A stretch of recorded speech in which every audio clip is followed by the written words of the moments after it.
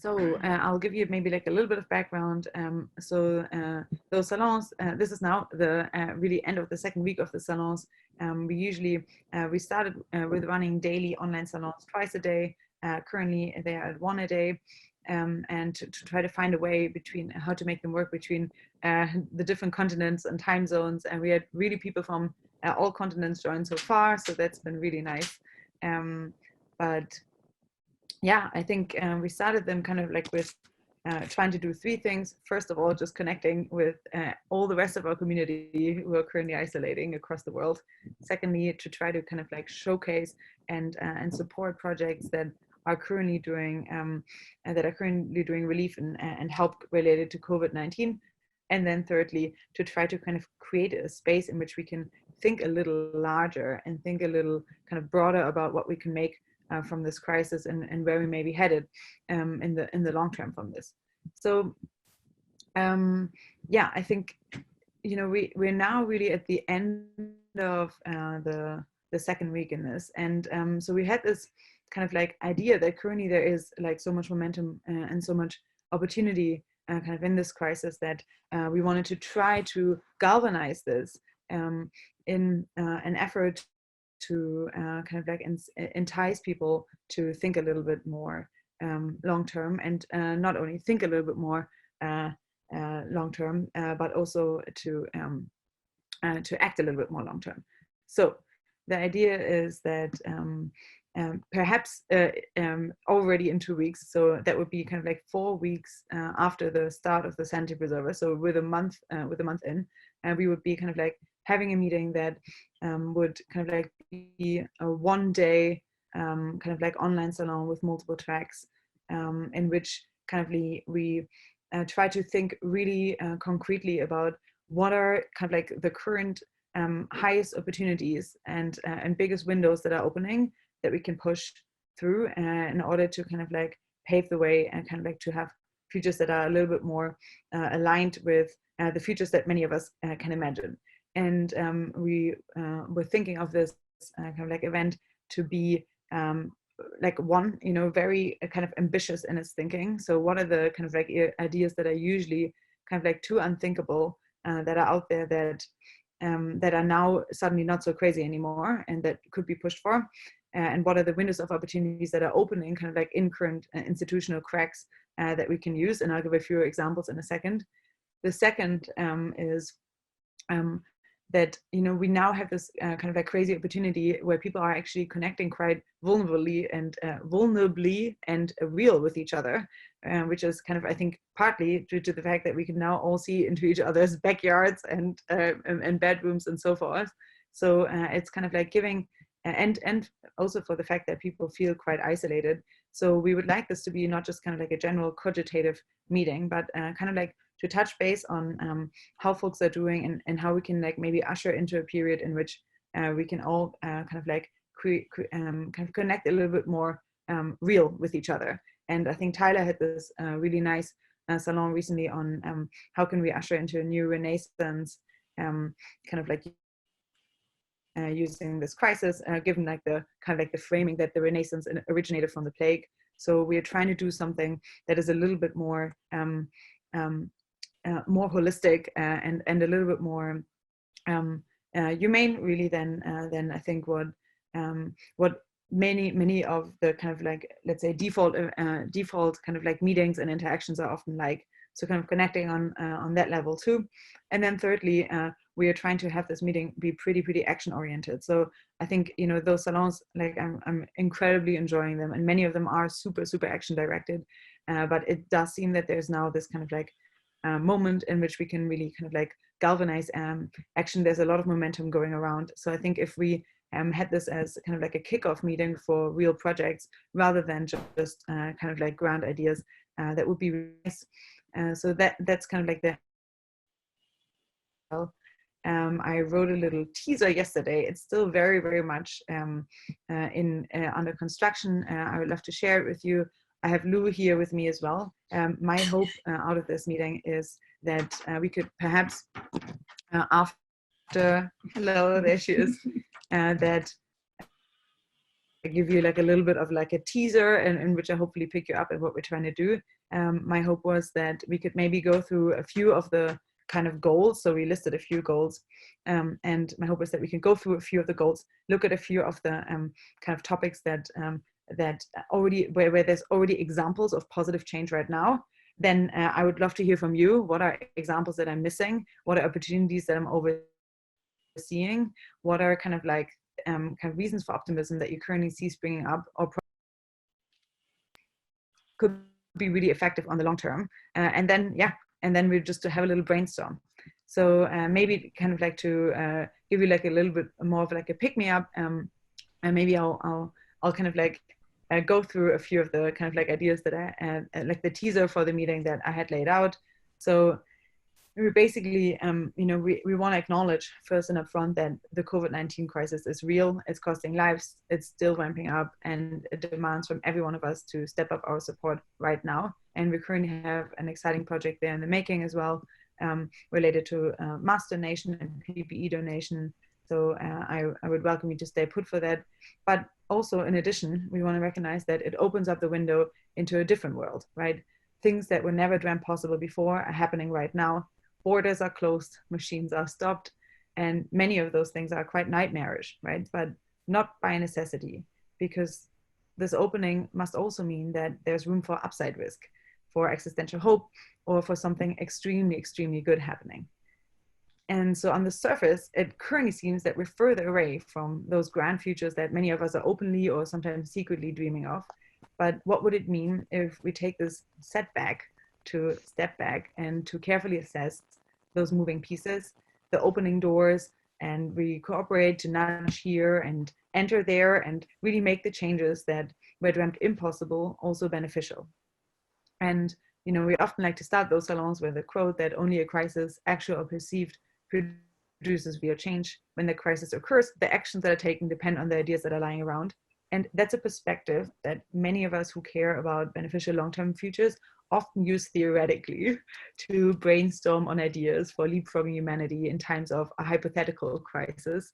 But now that crisis moment was usually often vague and always hypothetical, but now it's here. And so this may be just a test for the long-term survival of humanity, but it doesn't mean that after hearing this is just a test from the speakers, from our authorities, we can just lean back in comfort. Because, as this test quite beautifully demonstrates, there really is no world homunculus in the global control tower who will respond if the test becomes reality. And it's probably good. And that's terrifying to some extent. But, it's really, really empowering, right? Because as the cards of civilization get reshuffled, much is at stake, right? But so much more is possible. So I think we should really seize the day, and we should do it now, because now's the time. The time window of opportunity is shrinking, right? Soon the dust will settle on the default world. Soon this one issue that currently unites us as humans will be digested into different echo chambers, and fingers will be pointed. And soon the cracks in those broken paradigms through which the light of a different future shines will be stuffed by the same old and same old. So unless we really, from the ashes of today, the phoenix of a different future rises. And how may this future look like in practice? And so this is where, I have a few goals that I will kind of like put a few examples on in a second, and I would really, really love your input on those.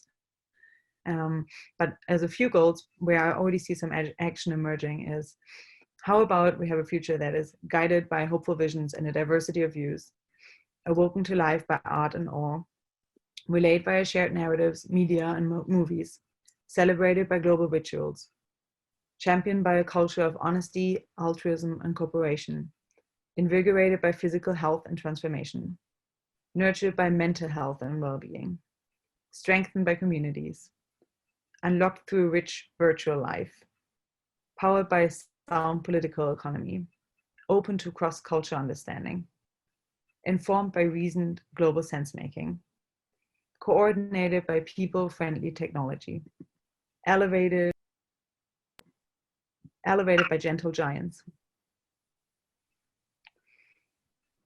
accelerated by foundational high-impact science, leapfrogged by effective investment and philanthropy, resting on the back of resilient institutions and in harmony with our planet's ecosystem and expanding it outward.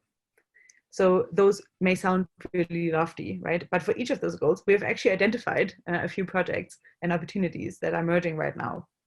And we hope really that you have ideas as well. Ideas that were really inconceivable, audacious, unthinkable before extraordinary times demanded extraordinary measures. And so we invite you to this day where instead of just thinking those thoughts out loud, we really try to get them into action, as if this time mattered, as if this time wasn't a test, because it isn't. And so paraphrasing Robin Hanson, he thinks that, you know, our future selves will look back at our current time as this kind of dream time. And that's a time of legend and a favorite setting for grand fiction, when low delusion heroes and the strange rich clowns around them could most plausibly change the course of history. And we may still be in dream time, but right now we are entering the strange nimbus between dream time and reality. So we can wake up into the futures that we can currently still dream up. And oftentimes in kind of like the salons and then generally like more of the existential hope meetings that I do, I always love to have this quote by Marshall Savage, and I spare you the very lengthy quote, but he always starts with, "The future of the universe hinges on what we do next." And, you know, that's always kind of quite empowering, but I think never in our lifetimes was the sentence really as true as it is now. So I think we really have this opportunity to make our descendants and future selves proud. And you know, this is kind of like, I guess, more to give you like an idea of kind of like the type of audaciousness that we're hoping to achieve at that meeting. I think what I would love to do is share with you kind of like just the overview of the goals in a very, very lofty format. And then I would kind of like to go through with you one by one and kind of like tell you like a project, or at least like a reason for hope that I've identified in that kind of like category, and then see if you have alternatives and if you have ideas, because, you know, it really spans like kind of like the goals, you know, that I just mentioned. They really span everything from, you know, philosophy to art to science to the political economy and so on. So I think, you know, maybe I just shared them in the chat. If we just go through them one by one, I would love to get your input and feedback, because currently what we're in the process is, will this be maybe tracks that will be at that meeting? Are there other projects that we're missing right now? Are there other opportunities for change that we're missing? Are there other people that are thinking deeply about this, especially globally, who we may not have access to right now in San Francisco, who should be at this meeting and who should be pulled in? So I really, really encourage you strongly to whenever I'm like, I will basically go through the list. I'll give you one example. If you have an example, please unmute yourself, chime in if you know a project that is doing something similarly. Okay. All right. So the first one up, the first kind of lofty goal that we had, and those are very much a work in progress, right? Like those are not trimmed down yet at all, but I would try to like leave it as broad as possible for now. So first one up, guided by a hopeful mission and a diversity of views, right? So I think, you know, what we see kind of like quite often is that we oftentimes have this like more divisive narrative, and I think, you know, if you look back in history, many, I think, countries and nations were formed and united in war times, and that is not always a pretty story and a beautiful story to look back on, but it is a pretty uniting story on the long run. And I think currently for the first time, people have this opportunity to zoom out and to kind of like actually have this one coordination tool, which is COVID, and this one kind of like potential current like one originator story. And so they have this kind of opportunity to kind of like zoom out and kind of like birth this potentially more of like a common vision for like a more long-term future, because they currently, I think it's the first time where many people wake up to the possibility that, man, as humanity, we may not make it forever, because there may be other things out there that we currently don't see. So if you have anyone, you know, that comes to mind, or if you have any kind of like either philosophers or input that you think should be there, that, you know, could maybe like set kind of like like come up with a vision or philosophy that is a little bit more ambitious, I'm thinking of like, you know, people like Marshall Savage, Neil Stephenson, Andrew Sandberg, folks like that, then I would love to hear from you. Or if you have your own ideas, then please speak up now.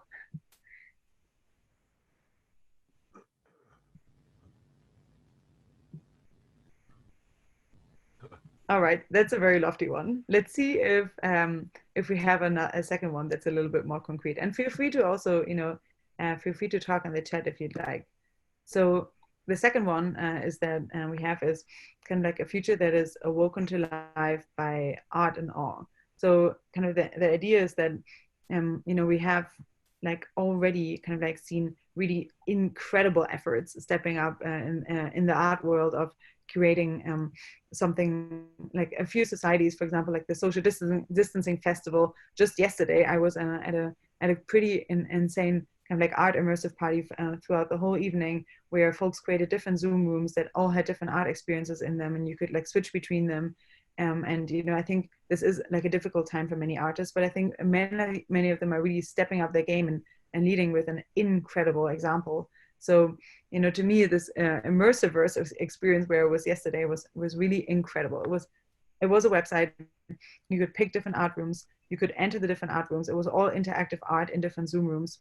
A few of them were votes on, you know, how are you doing? You could do like a kind of like confessionary booth with a rat that told you, you know, and that told you how to redeem your sins. So I think you do see a lot of like immersive kind of Bay Area art popping up. But if you have any input on artists that are making the most of this crisis and that are kind of like leading the way in kind of like positive narrative meaning setting, then please let me know. Sean, you have your hand up.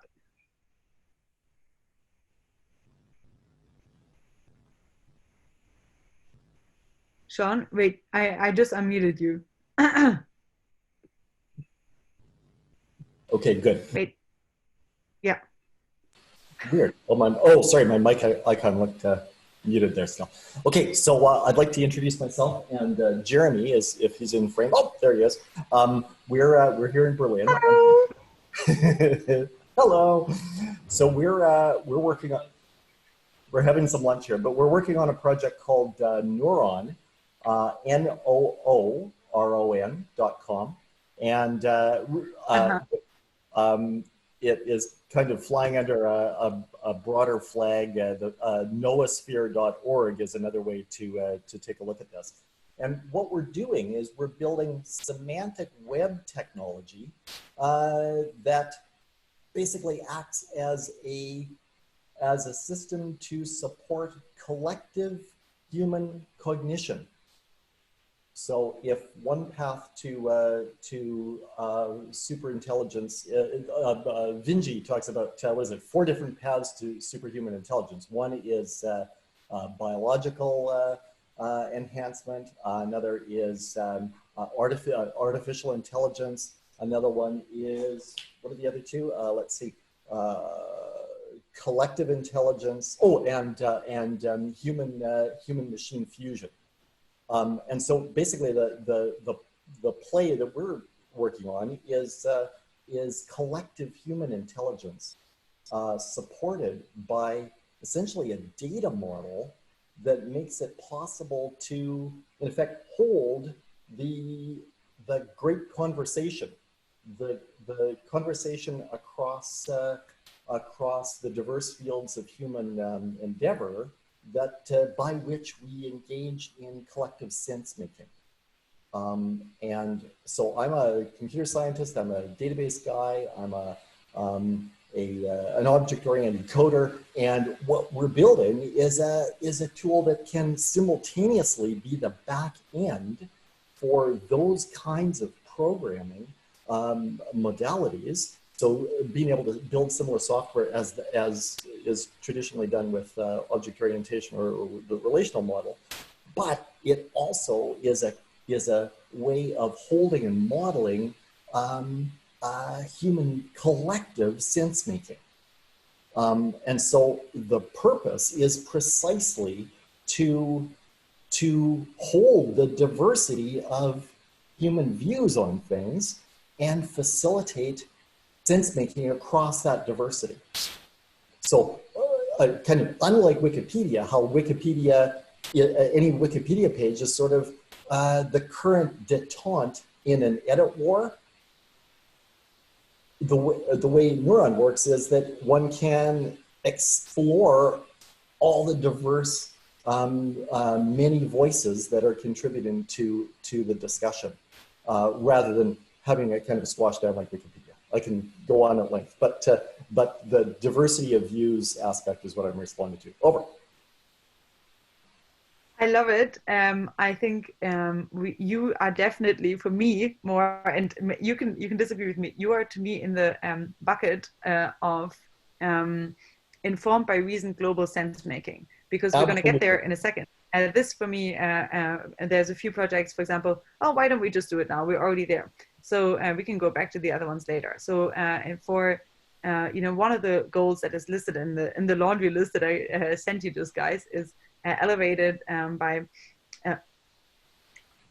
informed by reason global sense making, right? And so I think who we had at the beginning when we kicked off the salons, Jan Tallinn was mentioning that Metaculous now has a COVID-19 prediction kind of like sub channel, which is where all the Metaculous predictions are just focused on COVID-19.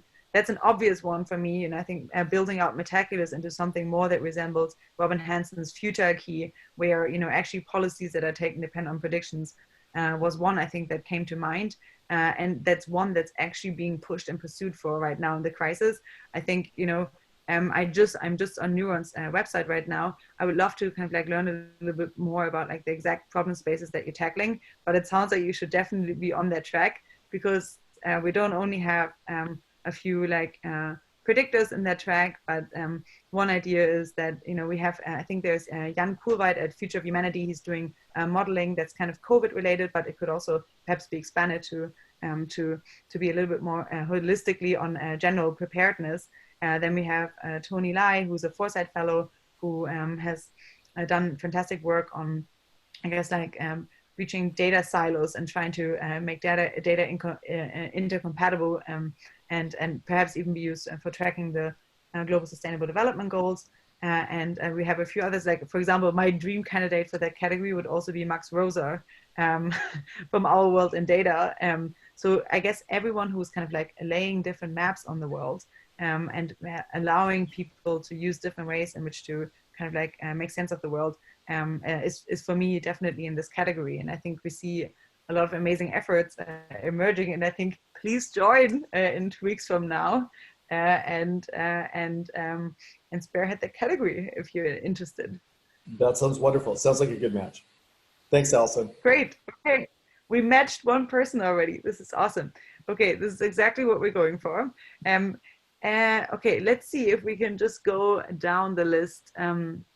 We have relate via shared narrative media and movies. So the idea is that oftentimes even though we'd like to think that people are quite I guess rational and let's say reasoned in their actions for the future, much of it is really I think which you have often in AI is really kind of shaped by selection bias, by availability bias, and by the kind of like last movies that people saw. And so our idea is that can we create some media that like kind of like looks back at COVID-19 in a very cooperative way, in a way that actually induces kind of like a shared rather than a divisive narrative, because there's currently really two opportunities for that. So for that, I think we already have like a few I think like memes popping up, like flatten the curve and so on, that I think have been quite like helpful in the setting. But if you have folks that are currently producing either memes, other types of media, movies, or kind of like fiction already around this, please let me know. Or poems, anything that is trying to kind of like package this in a way where people can relate to. The more like mass media compatible, the better.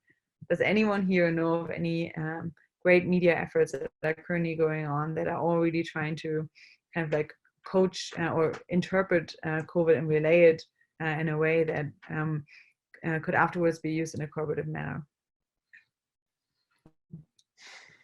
Okay, that's a hard one. We're also still searching, but there are a few projects out there already. So And, you know, this could be memes. I think, you know, like the memes fair, if you have good ones, send them my way. I think currently really the best candidates for us is something like Flatten the Curve, or the little Facebook banners that people put up on their Facebook about team quarantine.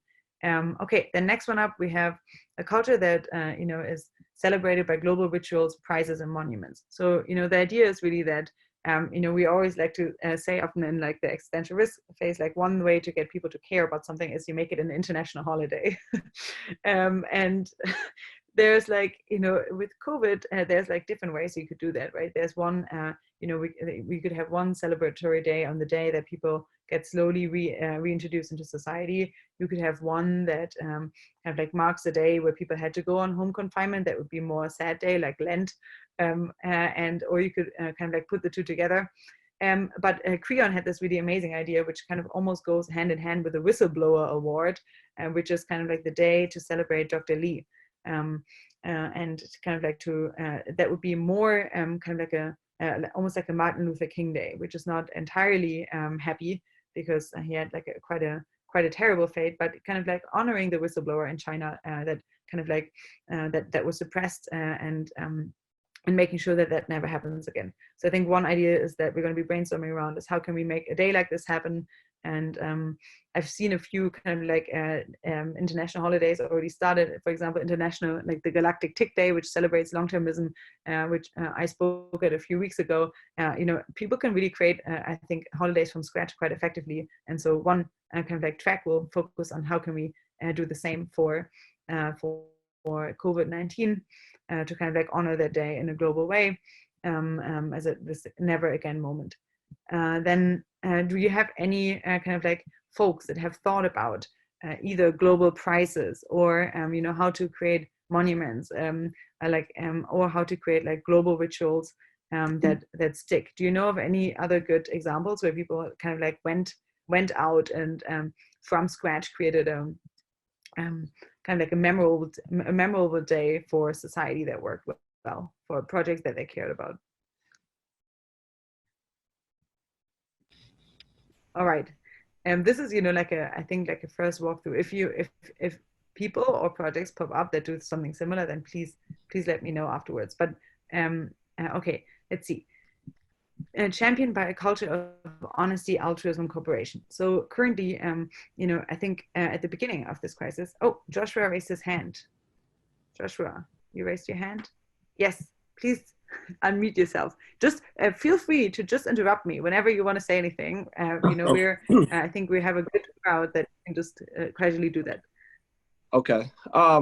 We had that breakout group the other day, and I was talking about the Vestal Temple in Rome.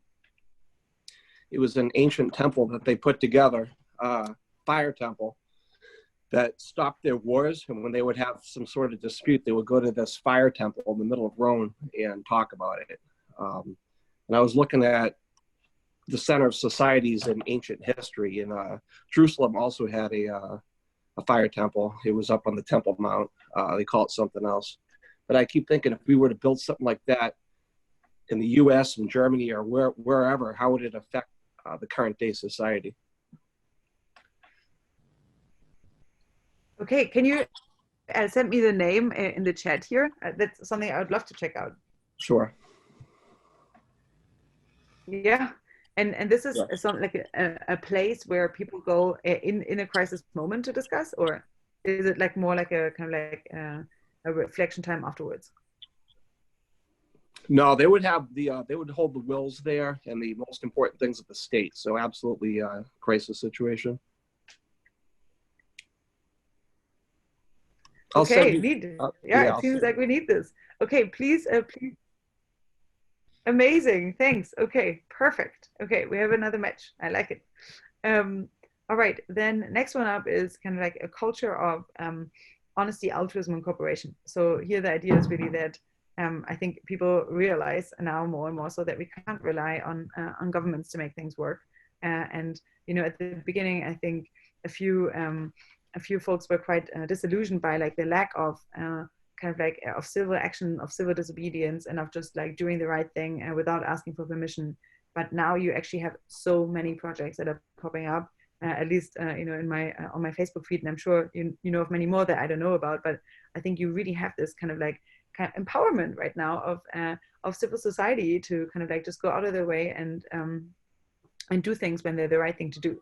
So here we want to talk a little bit about how can we kind of nurture this kind of proactive kind of cooperative culture further. So if you have kind of one idea that, for example, Mark Miller brought up was having a legal defense fund for doctors and others that went out of their way, that ignore patent law, that just produce the things that were needed in the moment, and that may get sued and are already being sued, I think, in Italy for doing the thing that saves lives. So projects like this, or people that are thinking along those lines, if you have any ideas of that, folks that are just insanely audacious and just do the thing because it's the right thing to do, and could kind of be a role model for folks to step up more, please let me know.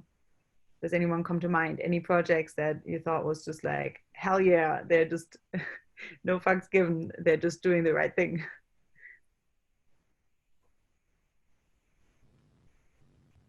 All right, feel free to come back to me with that as well. Jeremy, you're thinking. I see you thinking on two screens. I'm thinking twice as hard.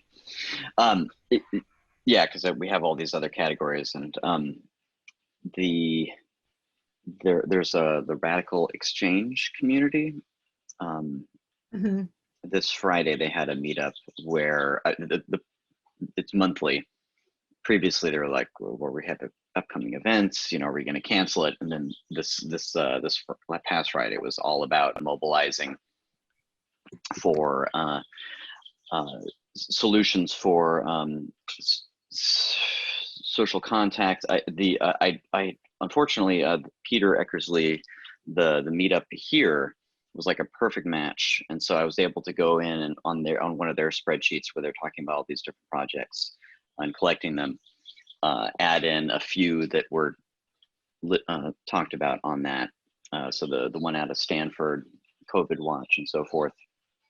So they're very much action oriented around what are solutions using technology, retaining privacy and choice for people, but still gleaning through information, ways to survive even better and get to a new world. And their principal thing has to do with the quadratic voting and some stuff around economics. I'm sure you've heard of them, but I thought I'd shout out. Yeah. Okay. And yeah, I think the radical exchange folks are generally, even before the crisis, they were a very vibrant community. They've, I think, really picked up the slack and have had a ton of volunteer contributors. It was, I think, really quite insane how that kind of movement got launched in a heartbeat, really, and how active people were. So I would love to get in touch with them. I think for your COVID project, that's one, especially contact tracing or DTL technology. We're going to get there in a second, but I think many of those categories are also overlapping. So actually, let's do it now because we're already talking about it. So you mentioned the effort by Peter Eckersley, right? And for me, I categorize those efforts under coordinated by people-friendly technology. And what I mean with that is that, currently we have this kind of this need to create, or at least a strong urge to be creating kind of contact tracing technologies that are still privacy preserving. But that could also be a really amazing opportunity to kind of create better ways in which we can coordinate people generally in a privacy preserving way. Because, I think now during wartime, things really have to work. And so it's a really good opportunity to do that in a very decentralized way. So I think a lot of the efforts, and I'm hoping to have maybe Brian Behlendorf, I think, who has been working on a few projects there as well. And I think, I don't know if you were at Peter's salon, but he did a salon on contact tracing technology. Yeah, I wish I'd watched that previous, I watched it offline, and had I, had that in my memory banks, I would have here's everything. And it was only later in the day that I made the connection. So I shared that video to their Telegram chat group. Oh, that's great. And plugged in. Amazing, because you remember Yeah, because even in that meeting, I think at one point Peter shared a list of his best contact tracing apps that are privacy preserving, and then Mitra shared his list, and then I think Tina shared her list. By the way, I linked to all of those 3 lists about the best contact tracing technology projects out now from the spreadsheet from the Sanity Preserver. So if people wanted to look up those specific projects that are very decentralized privacy preserving projects, they are all listed in the show notes. Perfect. So one idea is, to feature them there. Thank you. This is great. I should definitely get talking to the Radical Exchange guys. Then one kind of like thing that was discussed at our salon with June Yoon was, I think that was 2 days ago. Wow, feels like eternity in COVID years. Elevating physical health and transformation. So one salon that we had just before kind of home confinement hit was on longevity investment takeoff. And the slide that I started with was right at the beginning when you could see kind of like number of death by age bracket. And it was startling, the kind of like the number of death or the percentage of death that were in the for elderly, right? So I think one really interesting way of how to kind of like get people more thinking about kind of like tackling aging and aging related diseases is really this kind of like notion that, man, like a lot of those people that kind of like live on have unhealthy diets and only have access to terrible healthcare, and healthcare that is not preventative, actually are the ones that suffer most from this. So this is a really, I think, a good rational way to be pushing for more for more research that is tackling aging and aging related diseases. So if you know of kind of like folks that have thought along similar lines, I mean, I think we have a good longevity community, so I think that others could make that argument. But if you know of kind of like of projects out now already that are trying to use the current crisis in a way where we can get people to shift a little bit more to care about preventative health and living healthy lifestyles. So if you know of any good people or any good projects in that area, I would love to know, that are kind of like seizing the day. Okay, let's do the next one. A future that is nurturing mental health and well-being. So here, the idea really is that currently kind of like people mean it when they ask how you are, right? That's not often the case. And a lot of people are reaching out to a lot of other folks kind of like to provide emotional support. And, there's a lot of, I think, like mobile apps being launched for kind of like therapy check-in online and so on. So if you know of kind of like any really good efforts in this space, or even if it's just meditation, and I'm also thinking about psychedelics, right? If this was, we could use this as a way to kind of like make more of a case for kind of like a more experimental and kind of like improvement of our mental health. I think that would be quite fantastic. So I'm hoping, maybe to talk to some MAPS folks there, or maybe to reach out to the people at Qualia Research Institute to kind of like make a kind of like rational case that actually, this crisis, I mean, like I've seen a few kind of like posts on research of people that were incredibly worried about like long-term traumatic effects by people being isolated right now. And I think, those things are not like readily popping into our head just yet. But I think it would be a really good idea to kind of like start to prevent for those, and have a more use this as an impetus to push for more out there interventions, of whom many of us here know that they work. So any suggestions there on projects that are doing something like that, on kind of like quite audacious mental health qualia related or psychedelic protocols that are currently out there that would be useful to push? No psychedelic online support service that you're aware of yet? I don't know one either, but there should be one. Okay, well, actually, at a meeting where I was recently, they which was like an online kind of like party, they actually had an online psychedelic support room, which was kind of like quite neat, because they usually have them at their real meeting. So okay, cool. Next one, strengthened by communities. So I've seen some people in our, at least Bay Area community, like really stepping up in their community houses and just being totally at the forefront of nailing this thing. People organizing Facebook groups about kind of like getting people together to talk about how to prep their different community households, because communities are a big spread, but also, you know, because we're all together, we could also potentially help solve this much better.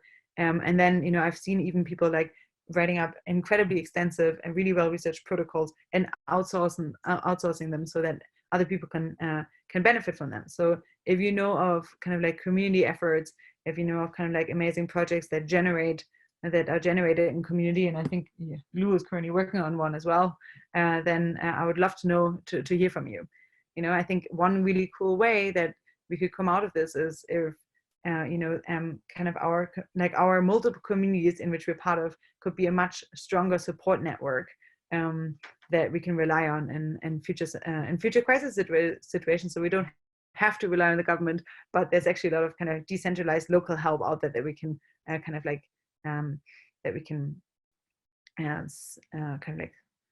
stem and tap into. Any communities, any community leaders that you want to flag here that we should be thinking about, that we should reach out to, especially, you know, if they're we know a lot of them in the Bay Area, but I know very few in Berlin, for example. So if there's anyone that you come up with, I would love to hear from them.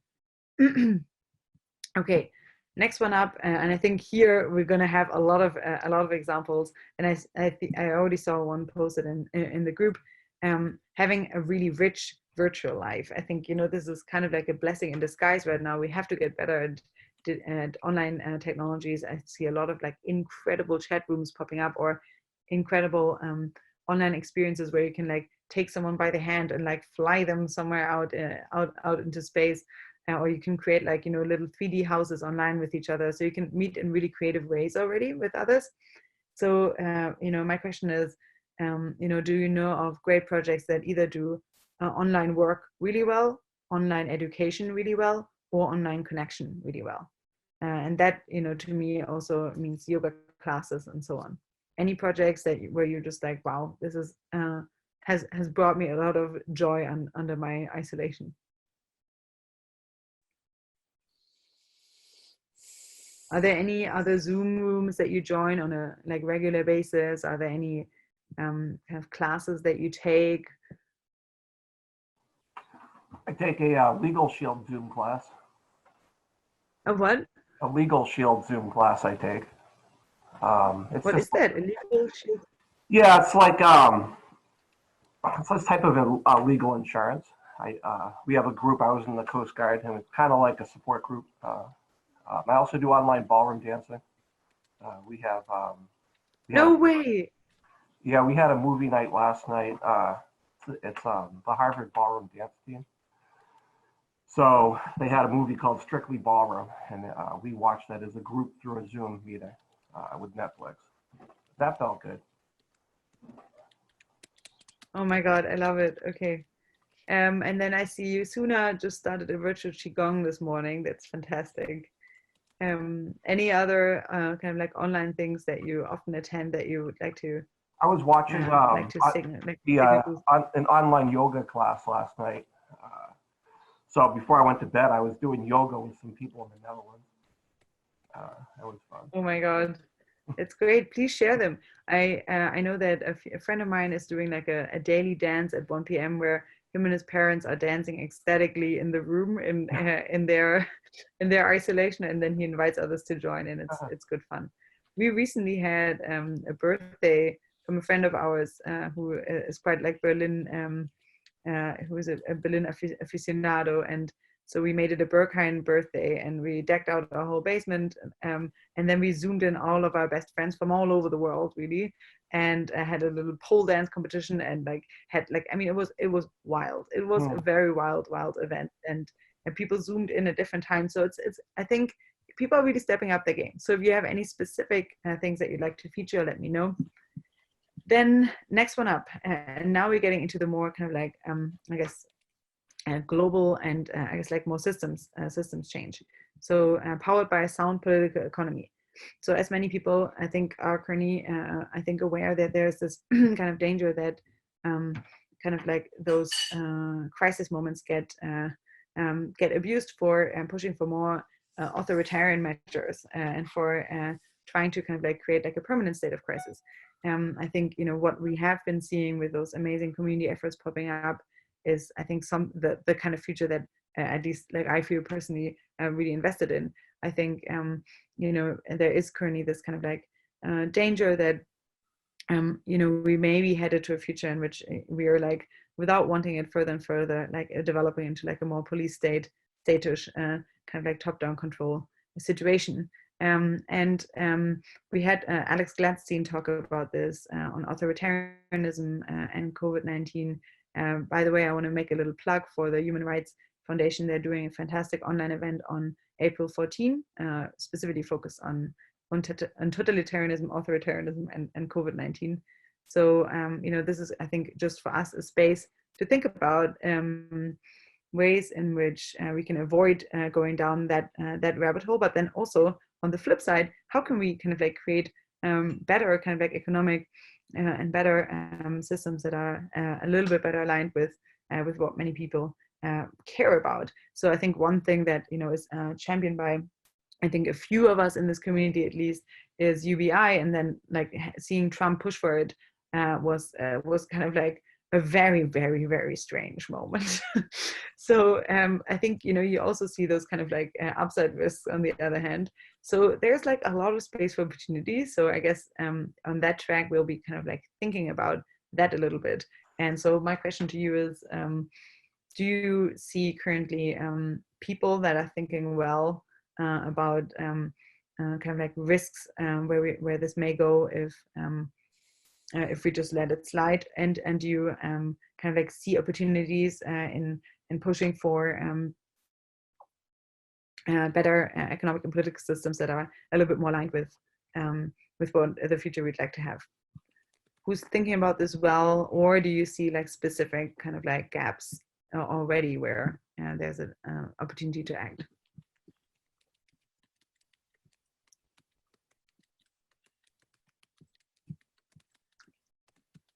All right. Well, if any one of those are popping up in Europe, I would love to know about them. You know, I think I've seen a few in the, I think a few attempts to push, at least in the European Union, for, I think, more, I guess, like a greener deal out of this. But we'll get to that also in a second.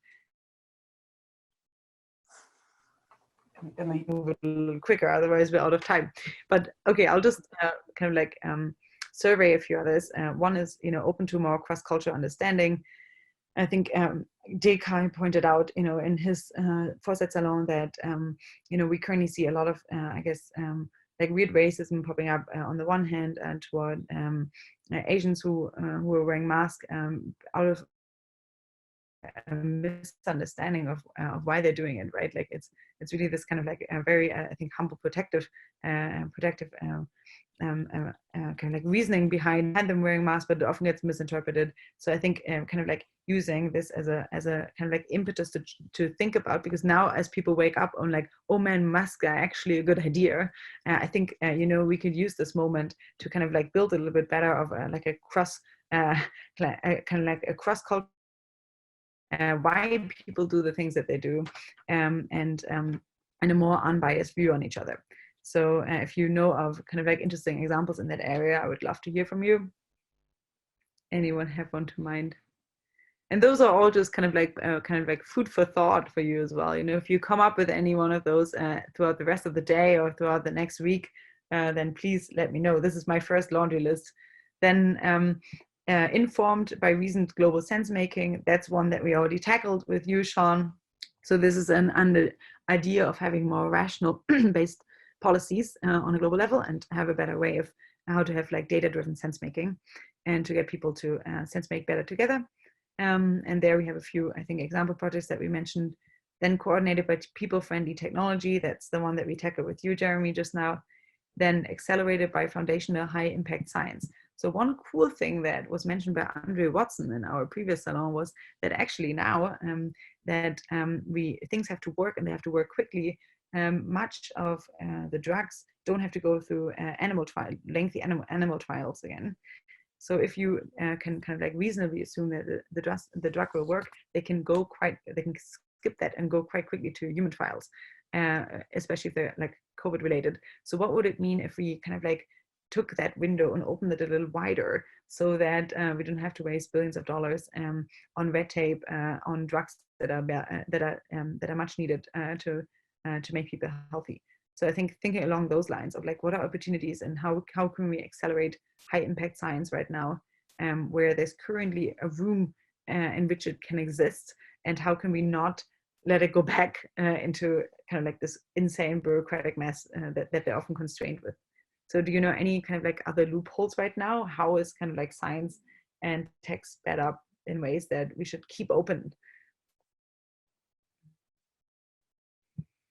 Like one thing I think that Melanie mentioned was just the fact that right now it takes a few days to close funding rather than a few weeks or months.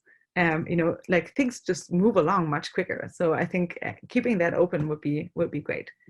Then elevated by gentle giants. So this is one where, currently I think we are in a world where there's a lot of kind of like very big tech players, and a few in this community would like to see that change and would like to have this be much more open and collaborative. But given the fact that we are in this world where a lot of large tech players have a big role to play, I think thinking about how they can step up would be this track. And we have seen a lot of like large tech players step up in really admirable ways already in this crisis, I think. So there's a lot to be said for that. But Peter Eckersley, I think, wrote this piece on 13 things that big tech companies can do right now. And a lot of those actually, according to him, have been implemented. So that's really amazing. I think Uber, for example, issued almost like a health insurance for folks if they feel sick to stay at home rather than be driving. So things like that, things are happening. And I think thinking, using kind of like the crisis as an impetus to kind of like to empower global tech companies to do the right thing would be what this track is on, to lead by example. So do you have any kind of like other examples of what were tech companies where you were quite impressed by their response to this crisis?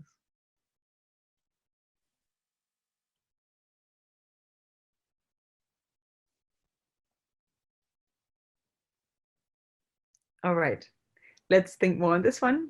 Then resting on the back of resilient institution. That's almost one of the most important ones, I think. And it's quite in the back. And that's mostly because we went from like, what can we kind of like individually do to like, what's the very large scale picture?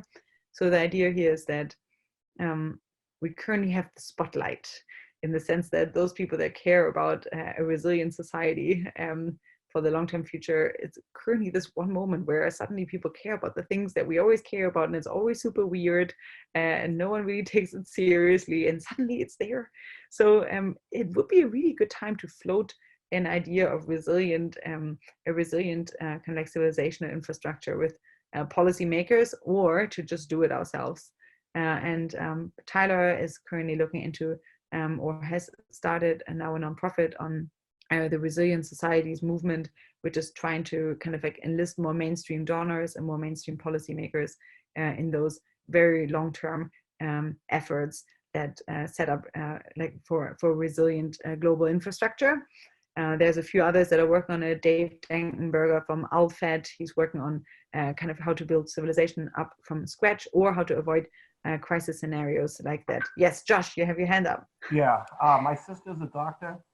She does primary care, and I know that they're having a lot of hospital meetings right now about how to deal with the situation, because I know I don't know about Boston, but in New York they're having this big major uprising of people going to the hospital.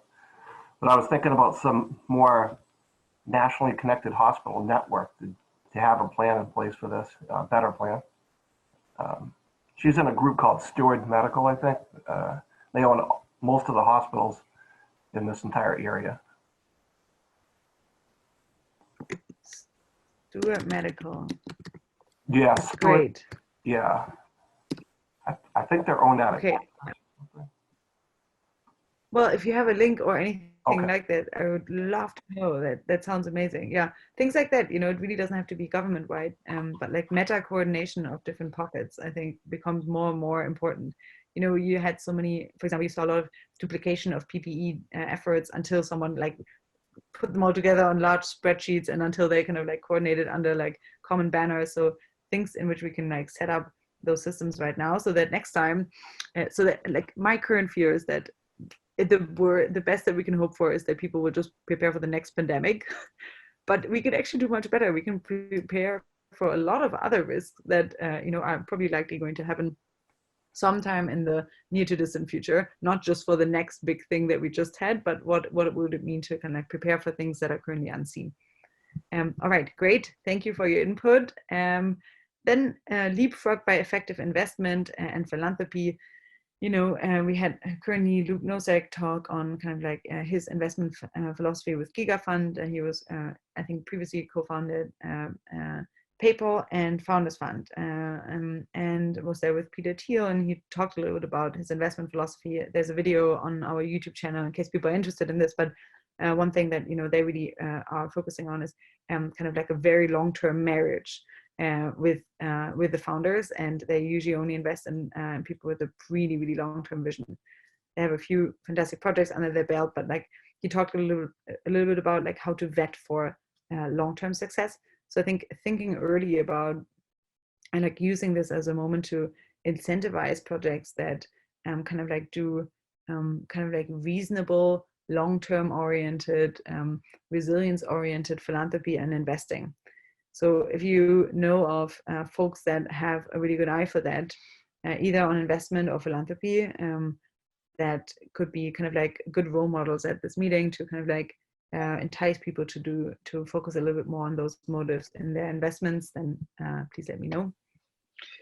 So Allison, in terms of investments, I don't know about role models, but I was finishing a book yesterday, For Futures by Peter Frace, and he had a conversation about the Silicon Valley secessionist movement, and it was shared more in lines of the sort of rich survivalist bunkers and so forth.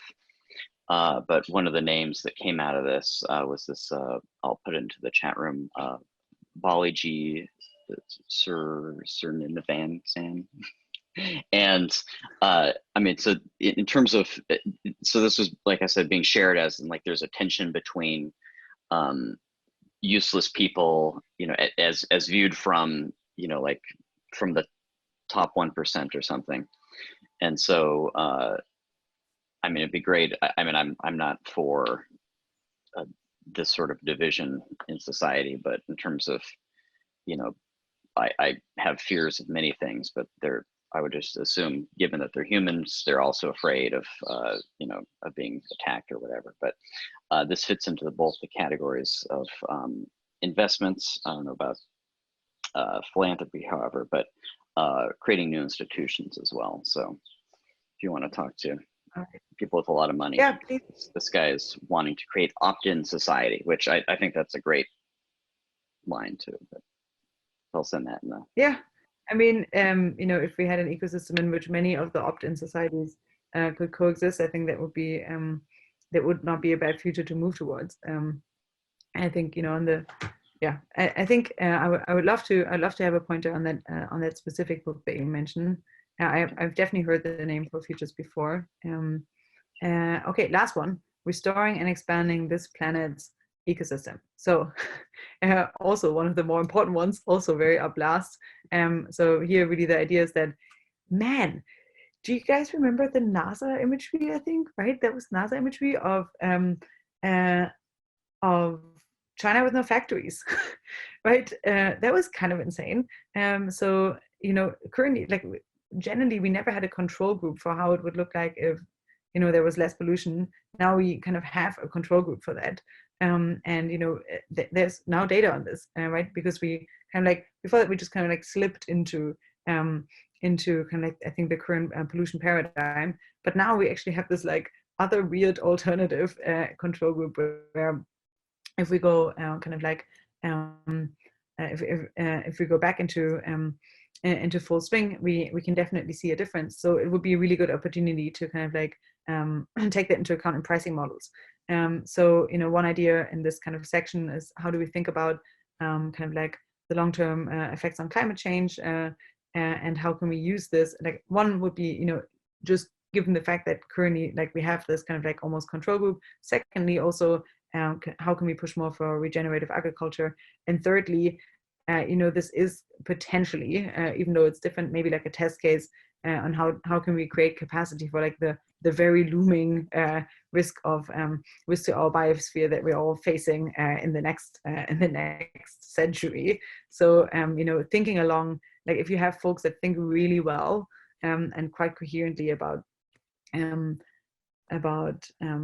climate destabilization, especially and focus on our like biodiversity in our ecosystem, and then also on how we can use that to expand it outward and have beautiful futures in space. Please send those people my way, or do you know projects that are kind of like quite audacious that would benefit from featuring there, that we should be collaborating with?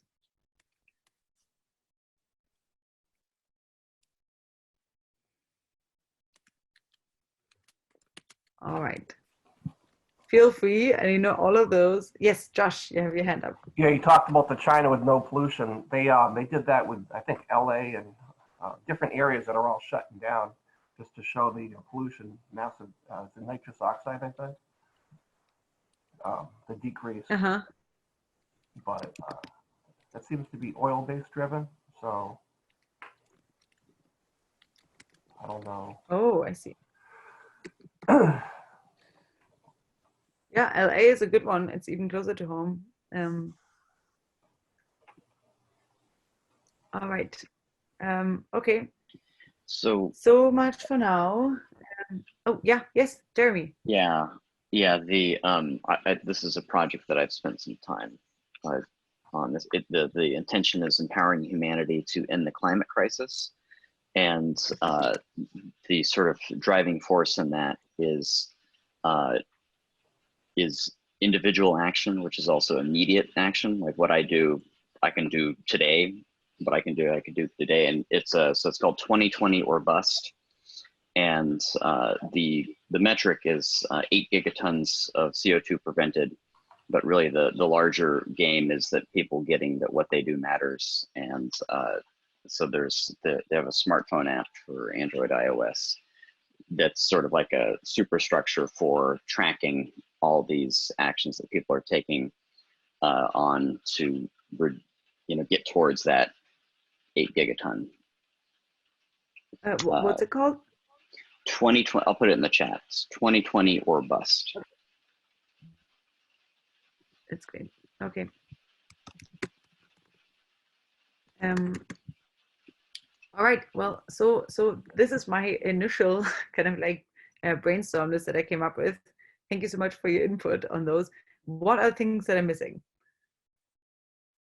What are kind of like opportunities that you see right now, which you don't think are reflected in those buckets? Like I'm specifically looking for, like, for example, like the thing about, being able to push for more scientific progress right now was like really just incredible. And of course I wouldn't know that because I'm not working in a lab, but perhaps a few of you have ideas, and how can we just kind of like make kind of like society run a little bit more dynamically right now? How can we kind of like strip away some of the red tape? How can we now that we really see that we can't rely so much on governments, like use it as an opportunity to kind of to empower each other more and spur progress in the areas that matter? Do you have any? Yes, Josh. One of my friends worked in a space program in the 50s, and he was talking about how to create a better international space program.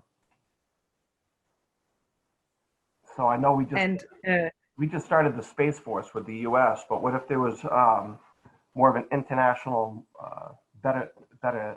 With the UN has one out of Vienna, but I did. Yeah. Anyways. Okay, well, could you drop me his name or connect me with him? Because currently, I think, you know, one argument to be pushing more for space is that we see how fragile this Earth is, and you know, we see how kind of like how fragile the seed, you know, of life is that we've put on this. So I think, you know, having more of a backup plan and an expansionary plan, I think that now is a good time to be pushing for that. So I think, you know, it's a good window of opportunity to think a large ahead as well. So I would love to have input on that. I'm very fond of the idea.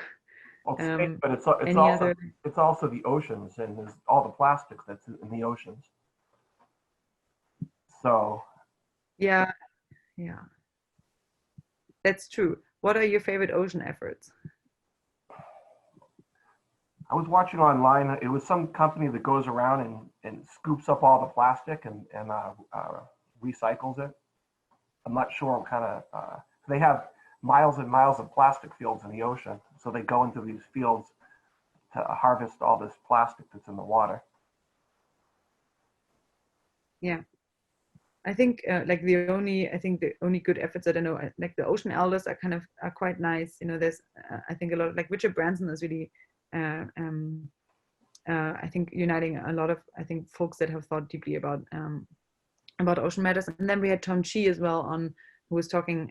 I think he's mostly concerned about coral reefs, but I think, you know, that's definitely one that we need to get going as well. I think ocean acidification is one that won't go away, right? Like that's one that's kind of here to stay. So I think throwing it in there too would be a good one. Are there any others kind of like specific ways in which we can kind of like launch quite audacious, usually a little, let's say, loony projects right now that seem to have a good way in? So, Allison, let me see. When Sean jumped in earlier, I think he's coming from the space, and this is what I'm hearing too about the connection between all of these is, and so loony projects for me would be having a more robust hypertext, because the online publishing space is where anything like this would have their, you know, you opened with a quote, the ideas which are lying around, right? So our actions are based on what action, you know, on what the available ideas are. And so the sort of unifying factor I see in most of these, connecting quite easily to this, is having a more robust societal collective sense-making system. And so I wouldn't want that underlying connection to be neglected as we move forward with all these different themes. Yeah, maybe there could be like an more like a foundational integrative one, even to kind of connect the different projects together afterwards that spring up from this. Like here's my kind of like dream, which maybe I shouldn't say publicly, just because then I may be signing up for doing it. But my hope is that, you know, we can, by launching this thing, you know, maybe in 2 weeks, we then actually do maybe a monthly check-in, you know, which is one day where all the teams get together and just kind of like do a little power out, and it's like, well, what did you guys do? Oh, nothing? Well, we did this last month. Look at us. You know, kind of like more like an accountability buddy group. And, you know, maybe even transform the sanity preserve salons such that they could track them more, kind of like more frequently, or showcase them more. So that's all still up for discussion. We're still in very early ideation, but definitely, you know, like I think one sense-making kind of like machinery that's underlying all of this. Like, for example, for Vision Weekend last year for our member summit, we used Metaculus to track. We had every speaker basically put their money where their mouth is, make a prediction based on their talk.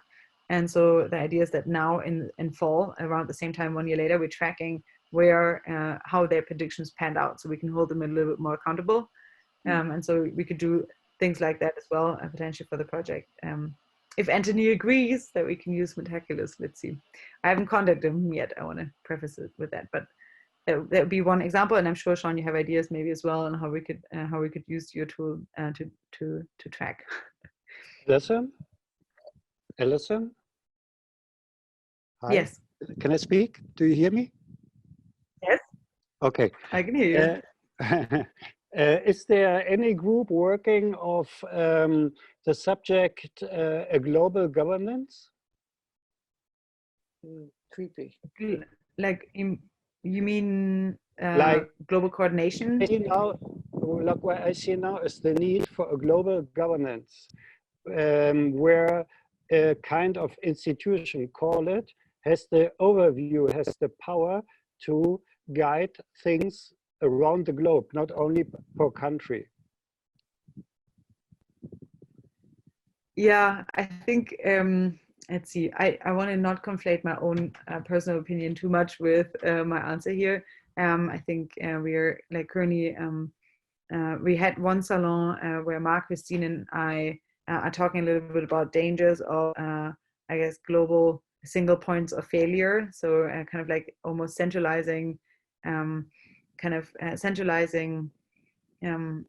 corruptibility and potentially bad incentives in one institution globally. Sounds like also a potentially dangerous idea. So there was recently, I think a paper written, Vulnerable World Hypothesis, which was making a case, that I think given the fact that the world is becoming more vulnerable, we should actually maybe have something like first more effective policy on a national level by the government, but also internationally a global apparatus that can keep track of different countries and kind of like incentivize and also punish them if they don't adhere to certain standards. Would make the world a safer place. And I think that in itself is an existential risk. Like, giving but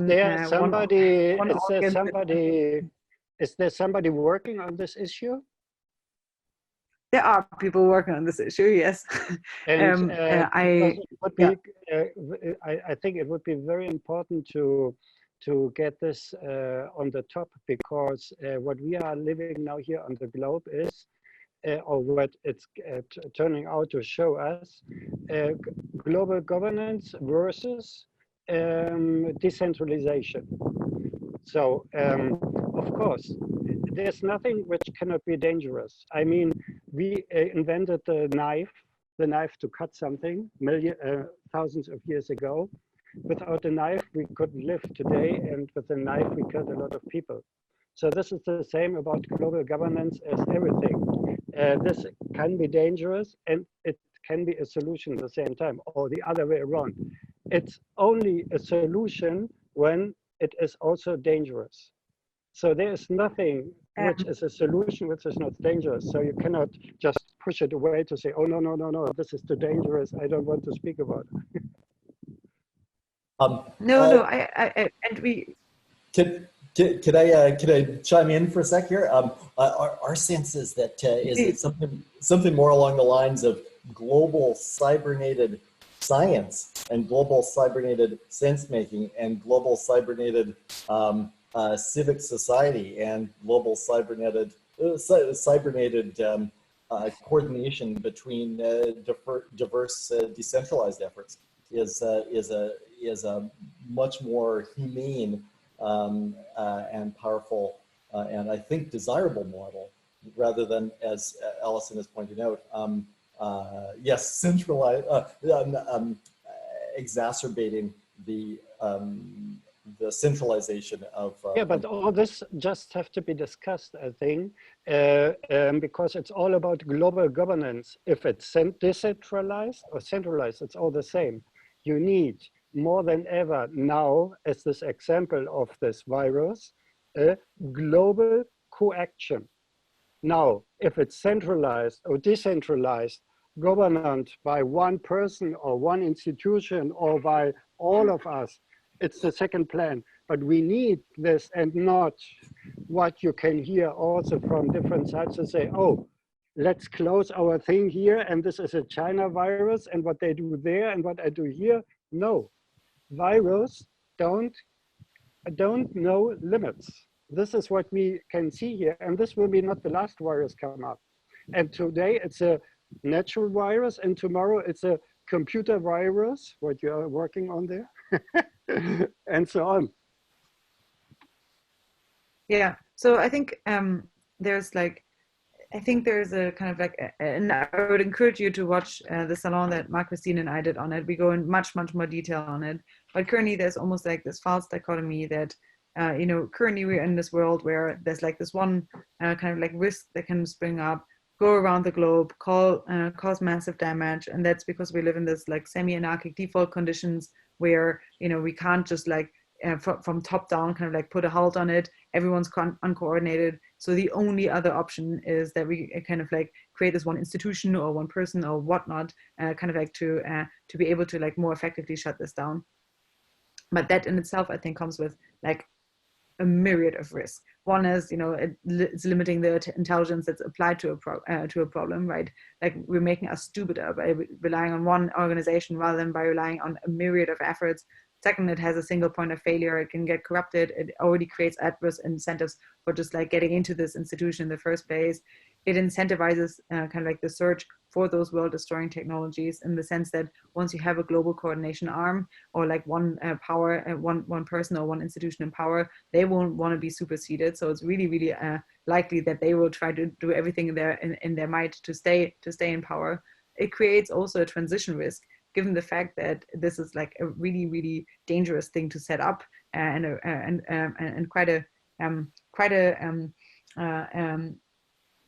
let's say a non-universally supported thing to set up. I think you can expect a lot of disagreement in setting it up. So unless you want to force all other countries and go to war with them in setting this up, you're already creating the risk in the first place. But I'm just saying, this is it's not just a. Wait, could I please just finish? It's not just a two-way street, in the sense that it's not just either uncoordination or top-down control. There's a third alternative, and that is like really well-coordinated network of decentralized efforts. Yeah, and I think this is how I'm understanding you just first what Sean is talking about. Sorry? Who is working on this question? For me, it's an essential work to do now about this question. Global governance, decentralized, centralized, or third way, or fourth way, or fifth way, it doesn't matter. But we need it more than ever. That's what I'm meaning by cybernated, Allison, is exactly this business about decentralized but smarter, and let's co-discover pathways to success, right? Yeah. Yeah, but is there anybody working on this? I've As sent you can tell, message. Sean is working on it. I've sent you a message. Yes. Let's connect afterward, Frank. You sent me a message. Oh, I didn't see. That's okay. Frank, it sounds like you're working on it. Yes, mentally, very much. I'm thinking about that very much because